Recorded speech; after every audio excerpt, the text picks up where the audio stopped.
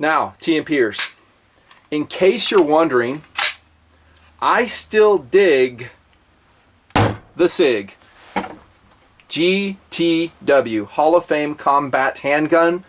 Bet your life reliability, all the stuff I've talked about. Same with this one, Glock 34, 17. Heck, pick whatever flavor of Glock you want. Same awesome handguns, combat ready, GTW. There's one of my AR-15 builds in the back. Just reviewed that this summer. Very reliable, very accurate. These are tools to save lives. That's where the focus of this video is. Not necessarily on Glock, Sig, ARs, or any other brand of anything.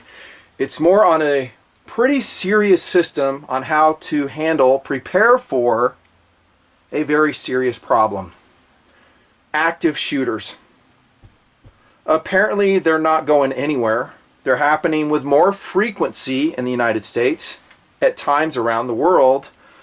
I'm going to attempt in this video to show you a gear system, one way, perhaps, of how you, specifically a for Constitution law enforcement officer, can, perhaps, should prepare for active shooter situations.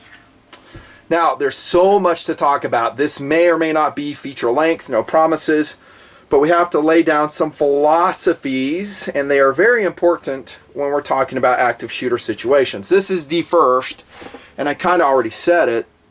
My focus, guys, for this video is primarily to police officers. People who are sworn and badged and trained, and it is their job to be sheepdogs. Professional sheepdogs. People who keep the peace of society, who will intervene at times. They give their lives to save civilians. It's happened lots and lots. It'll happen again in the future. We thank them, our brethren, our sisters in blue. This video is, here I go rhyming again, primarily for you. Everybody else is welcome to come along, and the system I'm going to talk about, we're going to discuss in detail. I wouldn't totally discount it as a civilian option, but we need to be, and I need to stress this, realistic. Now, let's go back to why you're carrying concealed. So I suppose if you're watching this video, you at least have a concealed carry permit, CCW, CCP. You're carrying for your own personal safety, for the safety of your loved ones, friends, and perhaps that of society in general. Active shooters, active shooter defense. By the way, good on you, because more guns creates more public safety. That is statistically proven. Totally. So thank you for that. That is good, but the system I want to show you, we kind of get away from a CCP, CCW system, and we're going into something more. So this is more of a level 1, level 2 system where the likelihood of us engaging a combatant in deadly force is higher. And the reason I say it primarily applies to law enforcement officers, well, there's several reasons. One is that's their job. They have training for this. They are credentialed for this. And the government will back them up in doing this job. I do not, generally speaking, recommend that you make, as a civilian, make an active shooter response kit and go out, how should we say, hunting for an active shooter. That is wrong. There is a distinction. It's one thing to carry a pistol, maybe a mag, maybe an extra mag. If you want to go deeper and have a backup gun, cool. I never do. One's plenty in rule of law. But maybe you do. But when you start putting the kit together, and I'm going to show you here in a minute or two, I got to be honest with you, it's maybe a little bit weird. It is. What? It is, because it's like you want to be a police officer, but you're not. I say if you really want to intervene in an active shooter situation, go to police academy, go to post, get badged, get on with the department, and do it for realsies. There's a lot of guys that, you know, they want to be police officers, or maybe they don't, but they envision themselves as being a hero in a certain situation, and they're going to carry around all this stuff. They're going to step in to save the day. Be realistic about it. I'm all in favor of you carrying a pistol, but carrying around a big old bag like I'm going to show you as a civilian, I don't know if it is totally appropriate. Truth dart. What? No, I wouldn't say, and I said this at the outset, I wouldn't totally discount it. Maybe you're in a situation where you think that the propensity of you using force is high. Bad neighborhood. Likelihood of rounds flying. Number one, if it's that way, you shouldn't be going there, right? Don't go there. But maybe in certain situations, you know, is there a big difference between carrying a concealed pistol and what I want to show you? Not really. Not in my primary system. This is kind of a secondary system here. Not really. And then you need to consider the courts, because if you were to use a system that I'm going to show you, guaranteed everything would be laid out on an evidence table somewhere, and people would examine it. A lot of questions would be asked. When you went out of the house that day, and you had all this, it may be difficult to explain to the average person. They'll go, what were you doing? Well, I saved lives, I intervened, I took out an active shooter in a perfect situation. Maybe you're exonerated, maybe you aren't. It's more difficult to explain. So I'm sure guys have strong feelings about it, but this is, if you want the lowdown from law enforcement community, that's kind of how they think. That being said, if you're in a situation where this goes down, and you are the only one around, by all means, like I've said in past videos, save lives. Primarily your own. You're part of the group of people being threatened. Do what you have to do.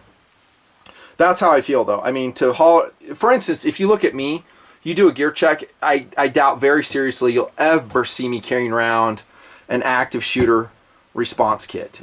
In some ways, I'm just doing it for my law enforcement buddies, and there's a ton of them in the Nutnfancy project. If you watch QTN, they write in all the time. We got them all over the country. We got SWAT officers, federal officers, local sheriffs. So that's what I'm talking about. Let me hit this too. So that's foundational. I'm serious about it. Can you build one, carry it around? And some guys may not call it an active shooter response kit. A lot of the things you're going to see, maybe some guys will say it's a go bag. And that's totally cool. Say, hey, I just have my gun in it. I have some extra mags. I have everything else in it. That's a go bag. So it might be semantics we're talking about. And I'm on board with that, in agreement.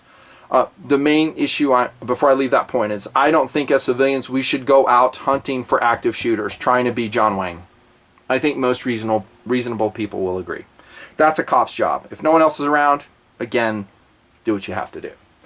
Okay, another tenet foundationally to this video is SAWC.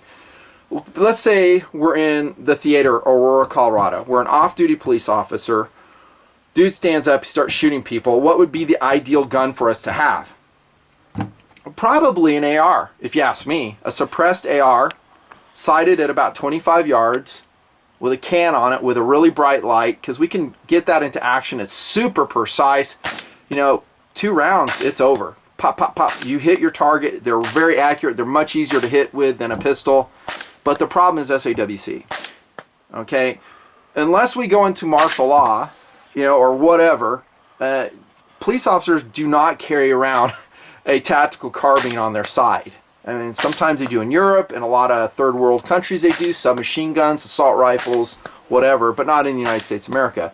They're trunk guns, they're patrol carbines, we all get that, but that is generally unrealistic to be on your person. And the reason I bring that up is some people, internet types that are maybe a little bit disconnected from reality, will say, hey, why don't you carry this?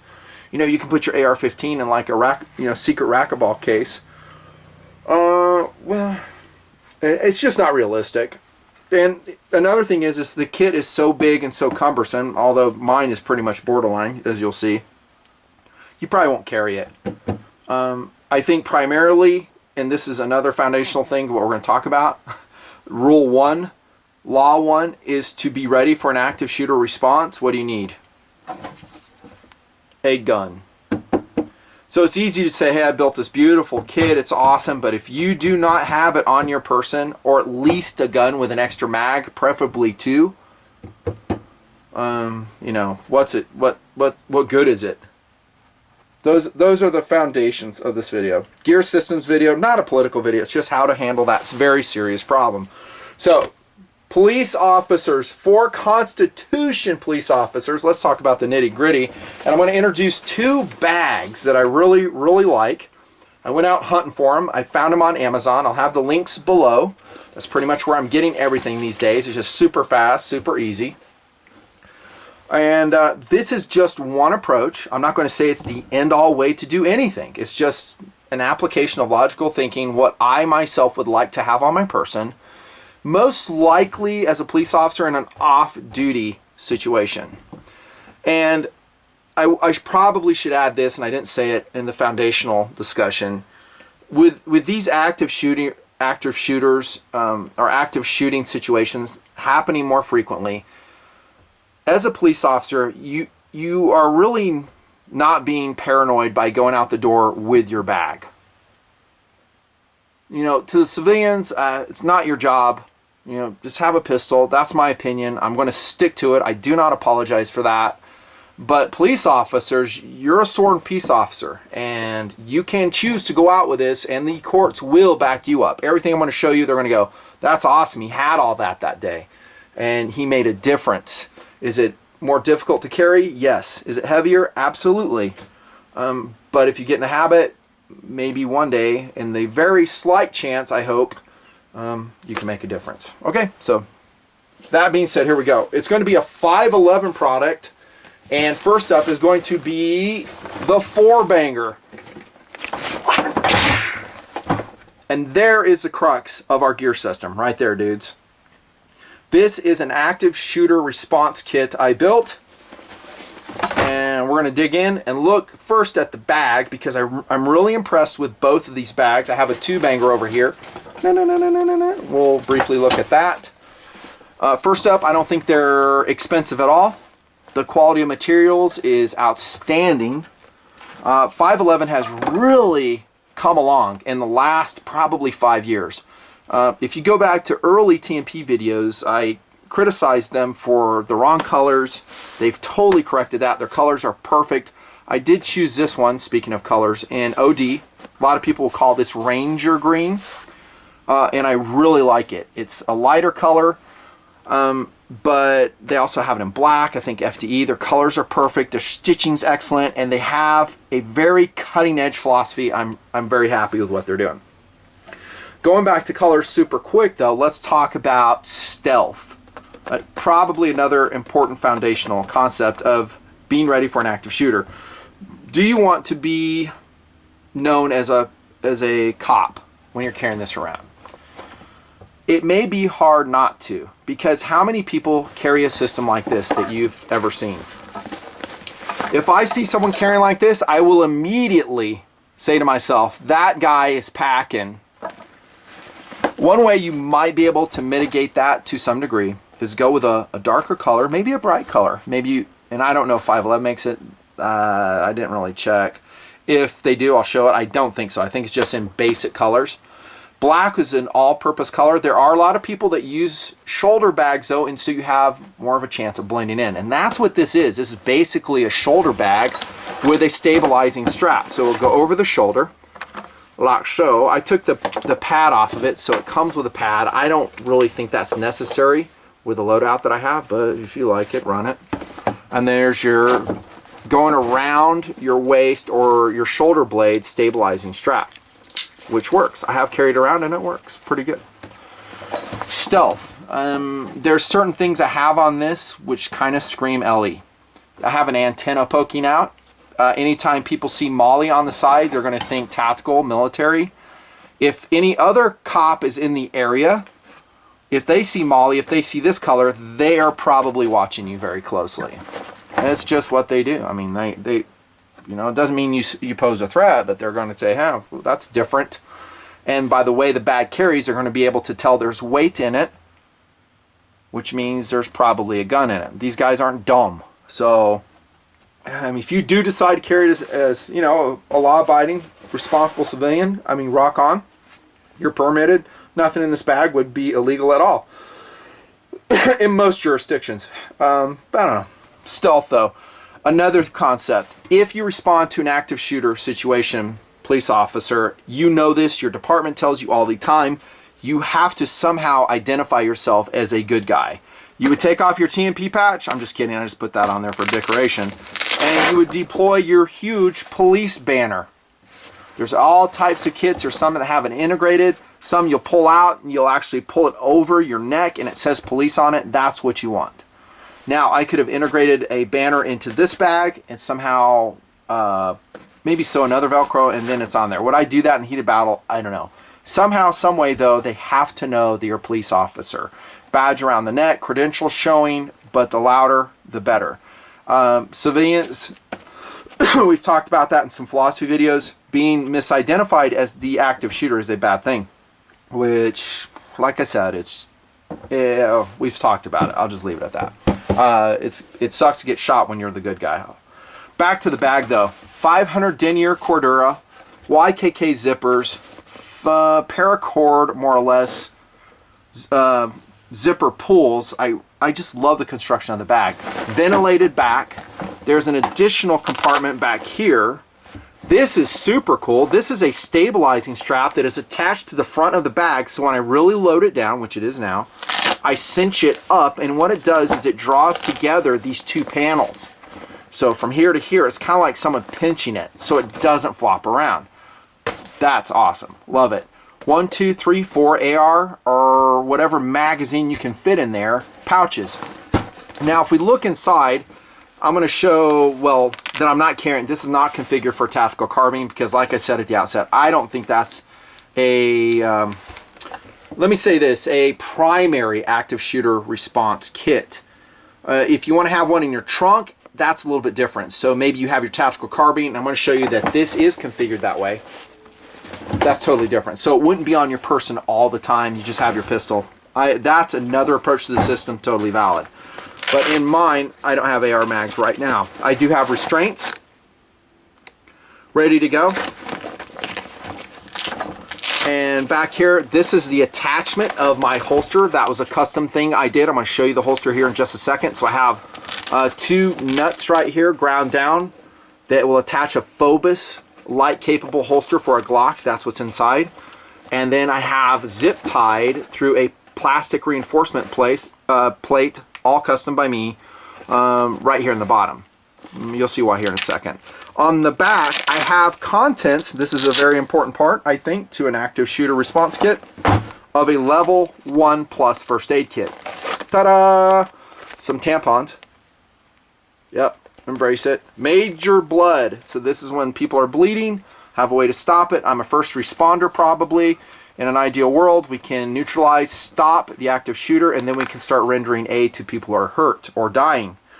In a rule of law, urban situation, that won't take long. You're going to have EMTs, people that are trained for this, much better prepared than you are, on the scene before you know it, but it's kind of nice to have the option. If you're in a rural area, it might be just you for quite a while before someone gets there that has more stuff than you do. Okay? So these magazine pouches, by the way, are cool. In some ways, I kind of wish they're individualized, but you'll see in the back, they're not pouches actually, they're just loops. So it has an elastic loop. You'll see in the other one how it's attached. They do have elastic retention tabs that you can pull over and secure them with. I didn't try to attach those. Seems like the mags ride just fine without it. And then Velcro, nice rubberized pull tabs, really high quality. The stitching is just on point. It's just really excellent. So that's the back. Now we go to the main compartment, the nuts and bolts of my active shooter response kit. Here we go. The gun of choice in this situation is a Glock 22. That is not due to some, I don't know, whatever, huge thought process. It's just, I really wanted to run this one, the Glock 34. It's super light. I can shoot it well. It integrates a light, as you can see. This is just a TLR3 on both of them, I think. Yeah. But the problem is this. The 33 round maggers, if you put them vertically in the 4-banger by 411, you can see the issue. They stick higher. Whereas, check this out. Boom. The Glock 22 round mags fit quite nicely. They are not too tall, and actually I like kind of how they're shorter. They stick out the butt of the gun less, and they're still integrating nicely into the internal elastic loops right here. on the 4-banger. Cool. Now, are these like super secured in these loops? No, but would they be good enough? I think so, even running. They're not going to go anywhere. They're secured up and down by the zipper, you know, the dimensions of the actual bag. I think they're fine. I have a pretty good loadout of ammunition here. So what do I got? Like 15 rounds in the gun, something like that. Potentially 66 through these mags. That's a fair amount of rounds to handle the situation. This magazine here, actually, is it loaded? Yeah, all 3 of them are loaded. I'm going to show you the weight too before we stop. I like that. I like the situation. I placed the pistol for quick draw. I'm right-handed, so I favored this side of the pouch. So basically when I'm hanging it on my strong side, this is what I'm looking at. So I can fish in, get the gun, and retrieve it. Now, you can make an argument, and I don't really think it holds a ton of water, is say, well, it's not quick enough for me. I can't get to it quick enough. Remember, rule 1 is to have a gun. This isn't a competition. You know, if you're shooting a competition, this is just my opinion, then speed is very, very, very important. Chances are you'll have enough time, pop the zipper open, get to your gun. You know, have it on your person. The holster I chose was a Phobos that I've had for a long time. It is a light capable Phobos, and I actually cut it off the paddle and I sunk it in with the screws through the back panel here, as you can see, and I zip tied it on the bottom, and look at how secure that is. And I wanted a light capable holster, so when I draw out the gun, I have a light on it. A la Aurora, Colorado, or wherever you are, you may need a light. Again, this is just a TLR3. There's a ton of great weapon lights, integrating laser, take your pick. I like this because it's so cost effective. It still works.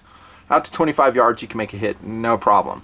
This, by the way, is wearing suppressor sights because I run a can on it, in case you're wondering why they're so high. I think they are Ameriglows suppressor sights. I could be off on that.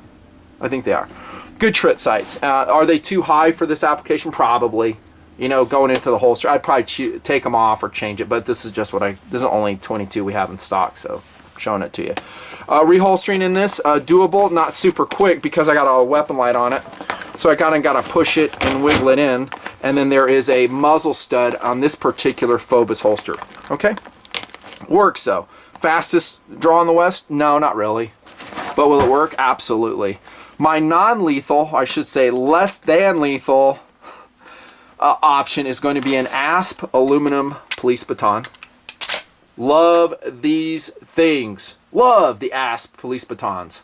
They are extremely effective. We've shown some videos on how to use them.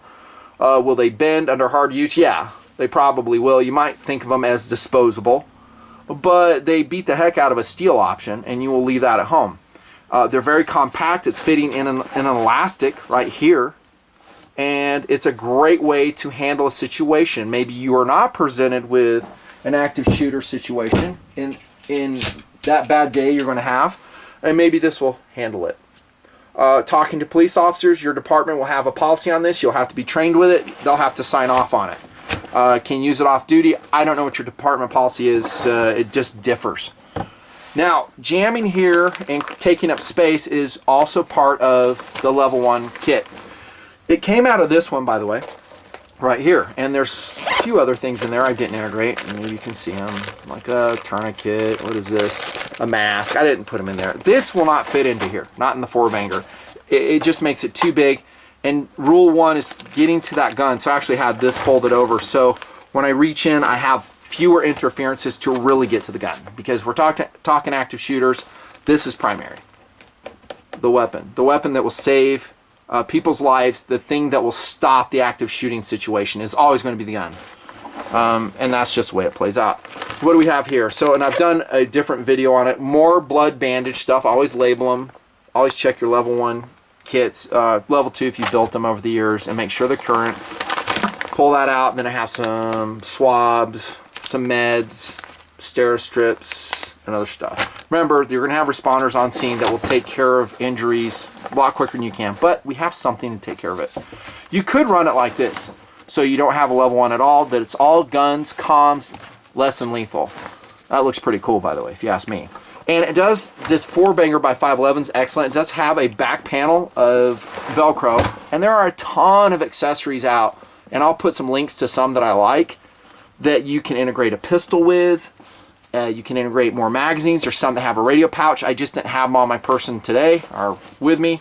And I don't know if I super need them with all this stabilizing it. Okay, the knife of choice, another lethal option, is going to be a Benchmade Infidel. You could think where the best place is to situate that. Ideally, it's in your pocket. I always carry a knife in my pocket, probably too. I'll have a utility knife and also have a fighter, a tactical blade. I think most officers are that way too. They just do it. I have this in here just as a representation of comms. Hey, Nutnfancy review radios. Probably not. Maybe one or two. Not in a hurry to do it. This is a Motorola XTN. I think it's a UHF one, and I've been pretty happy with it. It's, you know, it's a step down below total. Yeah, it's UHF. You can see that size of the antenna. That's UHF size. VHF are real long, and it says right there. The batteries are okay. It's good. It's good. I bought them as a pair. We use them out in the desert a lot when we're talking, setting up targets. As an off-duty officer, would you carry a radio with you? I don't know many who do. I doubt it. Unless you're in an undercover situation, you wouldn't. You wouldn't be carrying this anyhow. You're probably just going to use your cell phone. But just for the heck of it, I do it. I don't like how the antenna sticks out here because it is kind of a giveaway, like I said earlier. So that's the main compartment. One more look right here. The Infidel looks awfully cool there. All kinds of knives that you could integrate there. I like it right here because the gun, the knife are very in close proximity, and if you practice with it, you get used to it. By the way, I always fill in a different color magazines of a different caliber, so I'm using white for 40, so they won't be mistaken for a 90mm, which is very easy to do, by the way. Great zippers. And by the way, I don't know if you noticed in this, the zipper compartment on this, you can actually change it. So it has two sliders. You can open it up, you see a threat coming, you can keep this side closed, adjust how you ever want. Very cool. The front of it, two pockets, and this is where you're going to see me integrating pretty much my EDC stuff. On this side. On this side, it's more active shooter response stuff, more or less. So I have a light. In this case, it's going to be a Phoenix PD35, an excellent light that I really, really like. Nice big button to find easily. It throws great, super easy to change modes on. There's a ton of different lights. One I just reviewed not too long ago is the Olight S20. In this kit, I actually will like this one a little bit better. It's easier to find. It has a big button on it. This has a smaller button. There's a better EDC light. This one is a better active shooter response light. Says me. You know, it doesn't count for much. A backup utility blade. Bet you didn't see this one coming. The Spyderco Pacific Salt. This one from 2015. Now that's unusual because I reviewed it back in 08. Long time ago here in TMP. H1 steel. Holds an okay edge. Primary advantage is rust resistance. Actually, rust proofness. Pretty much. The H1 steel. Love it. And the main reason I love this knife, there's many actually, is because it doesn't have any liners. Just a nylon handle, super, super light. Nice, actually a perfect clip with tip-up carry, which I love. Here I am doing a mini knife review, sorry. Deploys super fast. I got the zip tie on it for a pocket deployment. It wouldn't work here in the pocket, but anyways. It's a backup tactical blade. It will work in that, primarily a utility blade. Okay, H1 steel Pacific Salt. Got a pin in here. Extra 18650 power cell, 26 milliamp. This one's a 4.7 for the light here. And then I got my rape whistle. Hey, you're a cop. What do you need a whistle for? Bad guys usually don't use whistles. If you want to get a crowd's attention, everybody's trained to the whistle. If you need to get their attention, you need to move people out of the theater quickly, use a whistle. They'll look at you and go, everybody out. Direct them. You know, can you do it during the engagement? No, it's going to be after a crowd control type thing. And then here I'd probably carry my police banner for deployment so I can be identified as one of the good guys and not get shot by first responders. I should say second responders because you're the first responder. By the way, go to the website, nutnfancybigcartel.com. We got the patches there if you're interested. And here we go to the EDC side, and you'll see here pretty much the stuff I carry in my fanny pack. Oh, multi-tool. MDMT. That is an S2 Juice. Oh, I love that one. comb. I'll go super fast. I've got a freaking star flash mirror, another way to get attention, at least if it's sunny. Permanent marker, that comes in handy for signing your guys' stuff when I run into you. And these are super cool. These are custom molded hearing protectors that I got at an Air Dude. I may talk about those later. Swiss Army money clip, Preon 1 from Once Upon a Time, and the other stuff you need. Just get by. DDC stuff. That's it. That, to me, is a pretty realistic, useful active shooter response kit. Now, would it change over time? Almost assuredly it would, because you would find out what you like. Maybe there's some interferences. For instance, maybe coming in here and fooling around with these pouches, that maybe they get in the way and you go, I can't put them there. Maybe I'd wrap them in something like cellophane so they are integrated together. I will say, after putting this together, I'm pretty happy with the first take on it. Not bad, and I don't find the interferences to be so bad that I can't get to the pistol pretty quick. Let's weigh it. And we're getting back to the SAWC discussion, which I think is always fascinating and very useful. What do you think that weighs? So we got, you know, you saw the rounds, Glock 22, knives, less than lethal. Let's take a look. So 8 pounds, 11 ounces for that. Not too bad. I mean, it could be worse. There's a lot of firepower and a lot of capability in that. The stealth thing, you'll have to decide, officers. You know, will people look at you different? I will say this, generally the civilians won't look at you differently at all. There are a lot of people that carry computer bags around. They won't. I think it would be another law enforcement guy or gal that would make you. That would say, oh, okay, we got another cop in the area.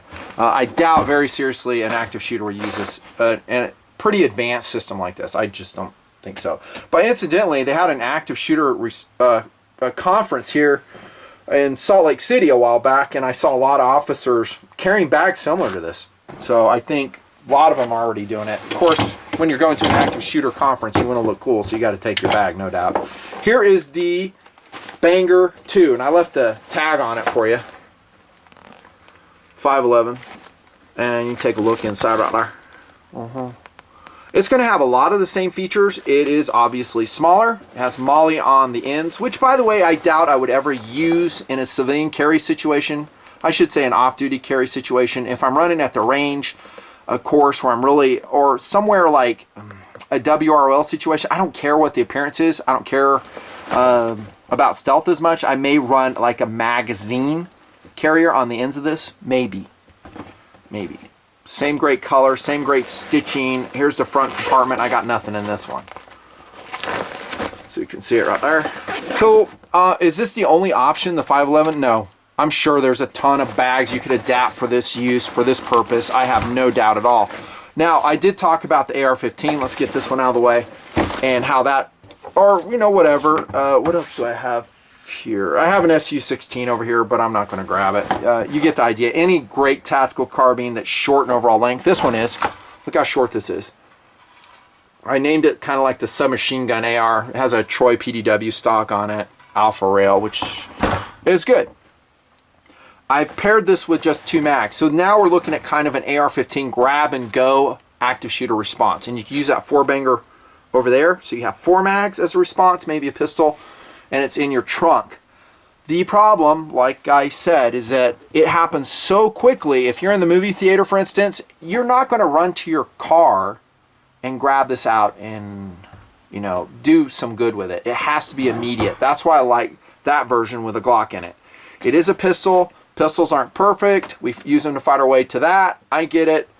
But you got it, and it will make the difference between life and death. It sure did with the Fairchild Air Force Base shooting when the security police officer stopped the bad guy, Dean Melberg or something like that, with a 50-plus yard shot with a Zim 9. So yeah, it can happen.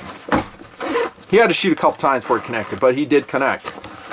So what do we have in here? Well, here is an example of a universal holster attached to the Velcro back. And this is a Glock 17, and that beautiful, by the way, coloration, limited edition. Love it. They come and go in that coloration. Get them whenever you can. And this is just some cheesy, I don't know what it is, universal holster. And it works. You know, the bungee needs to be shortened. But this one does not have a light on it, and that gives you more options for a universal holster. Out they come. So that is a very clean system. I don't have extra mags or anything in here because I showed it to you in the other one. And this is a backup gun. This is primarily designed to feed, in this case, an AR-15. So here's the magazines like I was telling you earlier. Quick look. You can see the elastic bungees holding these P-mags. See that right down there? They're very secure, and that's why I said I don't think you need those additional bungees. And I don't even know how to attach them, but I'm sure there's a way. I just don't think you need them. You might come through here or something. They work. How many rounds do you need in an active shooter? And this is total conjecture. I think you'd be totally fine with one magazine. What? Nutnfancy, you love firepower. I do, but I'm just being realistic. It's not an active shooter is usually, I have to be totally honest with you guys, and I will, is usually very cowardly. So when they are met with directed fire at them, they usually commit suicide. So I've seen very few that will actually run and gun with police. The Hollywood shootout might be an exception, but those guys weren't active shooters at all. They were robbers, and they decided to gun with the police, and they had it all predetermined. They were dressed in body armor. That's a different situation. Now, could this bag be called, this kit be called into play in that type of situation? Absolutely. So we could plan for more rounds. SAWC is huge though. Something I'm carrying on my person, maybe I would pare it down to this banger too. So I showed you this Mondo loadout, but you could pare it down here. Can you include everything? So I have less than lethal, I have a level 1 plus in here, I have a light, and all the capabilities I showed you over there. Multi-tool, I highly doubt it. If you do, the bag's going to be like this big. It's going to be super fat. You're going to have to make some hard decisions, some hardcore decisions on what you can take and what you have to leave behind. It will carry 2 mags, it will carry pistol, maybe a couple pistol mags. You might be able to fit your wallet and stuff here, and you're pretty much done. That's it. So, but if you pair it with this as a grab and go rig, can do it. If you're a call out officer, you're on call out duty, and so you're going to get an emergency call, maybe pairing this with the tactical carbine is the way to go. That is a great system, actually. You know, pick your carbine, whatever your department allows you to carry. You got a whole pistol system here, ton of rounds, and you could put 4 mags back here. The issue would be it's going to be a lot heavier. It's going to be a pound per AR-15 magazine. So, wrapping it up, I love these. The 511 banger 2, I should say 2 banger, and then 4 banger. They're awesome. For the money, they're excellent. There's probably a ton more out there, different brands. Totally. But this is just one approach to prepare for that very serious situation. The gun will stop it. I mean, you can, people, I'm not going to make it a political video. I've said a lot. The gun stops it, stops the shooting, stops the death. Amazingly, that's kind of how it has to be handled. If you do anything else, it doesn't work. But how to integrate the gun, primarily for your civilian, you're doing your job, and congratulations, by the way, by carrying every day. In my no-notice gear checks, by the way, I would say probably 50% just off the top of my head don't carry. Civilians, they don't carry. They're licensed, they have their CCP, their CCW, not carrying their gun. And all types of excuses, you've seen them on the camera, it's just the way it is. They mean to, but they don't. Oh, one thing I forgot to show you. On the bags, they do have that mesh panel in the back, and you could integrate this, an armor panel. Heck, look at that, how nice that would fit for that 2-banger. This is a side panel, level 3 variety, soft armor I got years ago. You've seen it before. Would I do it? You know, it's just a small area. I mean, are you going to put over your heart or something? I think it's more hokey than realistic. Unless I'm covered, you know, with a vest. I don't know. You could. It's super light. It just adds thickness, you know. You could do it. Yeah, I think this is primarily calling for our law enforcement friends. I know. Some of you guys may want to do it and go out. Okay, that's your option. But don't go active shooter hunting. I mean, you'd be better off buying a lottery ticket because that will have better odds. Fortunately, even though they are happening more frequently, they are still extremely rare active shooter situations. So walking around with a 9-pound bag on your side, as a civilian, I don't know if I'd do it. Actually, I do know. I ain't doing it. I ain't doing it. I'll always have my pistol with me. It'll be at least a 9mm or higher, extra mag at least. That is my realistic active shooter response. But if off-duty, an off-duty officer, this is an option, and we also talked about it as a call-out officer. There you go. The active shooter response kit, one version using the 511 products. Thanks for watching. See ya.